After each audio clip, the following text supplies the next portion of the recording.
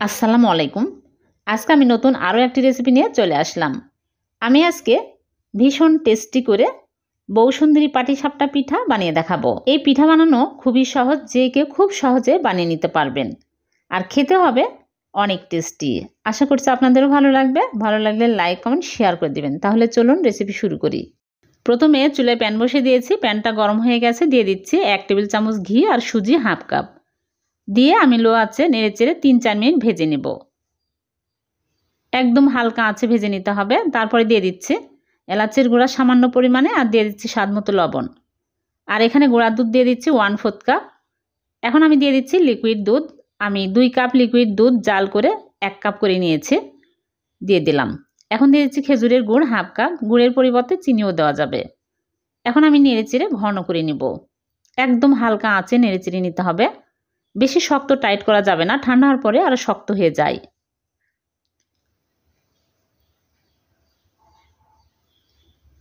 এই অবস্থায় চুলা থেকে নামিয়ে নিতে হবে, ঠান্ডার পরে আরও শক্ত হয়ে যাবে। এখন আমি চুলা থেকে নামিয়ে একটা বাটিতে ঢেলে এক সাইডে রেখে দিব। এদিকে আরেকটা বোলের মধ্যে নিয়ে নিচ্ছি আতপ চালের গুঁড়া 1 কাপ আর 1/4 কাপ। আমি শুকনো চালের গুঁড়া নিয়েছি। আর ময়দা দিয়ে দিচ্ছি 1 কাপ, স্বাদমতো লবণ। এখন দিয়ে দিচ্ছি গুঁড়া দুধ 3 চামচ। গুঁড়া দুধ দিলে আরও টেস্টি হবে, খেতে ভালো লাগবে। এখন ভালো করে মিক্স করে নিব। তারপরে হালকা কুসুম গরম পানি অল্প অল্প করে দিব আর মিক্স করব। একদম হালকা কুসুম গরম পানি দিতে হবে, বেশি গরম দেওয়া যাবে না। একদম স্মুথ একটা ব্যাটার তৈরি করে নিতে হবে। এখানে 2.5 কাপের মতো পানি লেগেছে। ব্যাটারটা একদম পাতলা করতে হবে। তারপরে একটা ডিম ভেঙে দিয়ে দিচ্ছি। ডিম স্কিপ করা যাবে, যারা ডিম পছন্দ করেন না তারা দিবেন না। আর দিয়ে দিচ্ছি এলাচের গুঁড়া হাফ চামচ। এলাচের গুঁড়া দিলে ডিমের গন্ধ লাগবে না। ভালো করে একদম স্মুথ করে ফেটিয়ে নিতে হবে। তারপরে আমি 2 চামচ আরেকটা বাটিতে তুলে নিচ্ছি। নিয়ে আমি অরেঞ্জ ফুড কালার মিক্স করব। এটা অপশনাল, আমি দেখতে সুন্দর লাগবে এজন্য দিয়ে দিচ্ছি। সামান্য পরিমাণে দিয়ে ভালো করে মিক্স করব।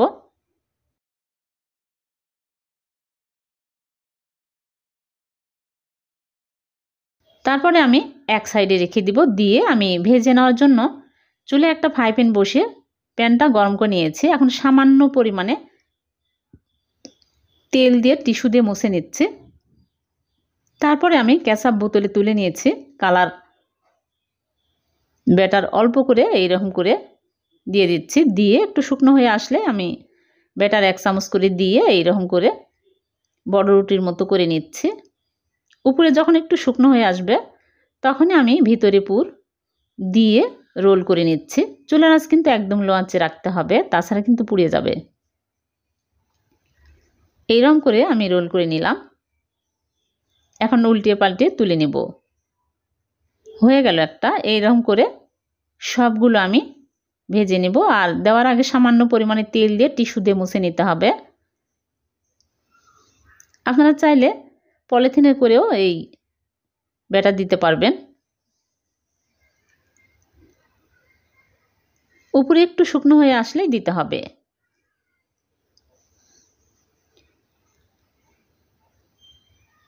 খুবই কম সময়ে ঝটপট হয়ে যায়, বেশি সময় লাগে না।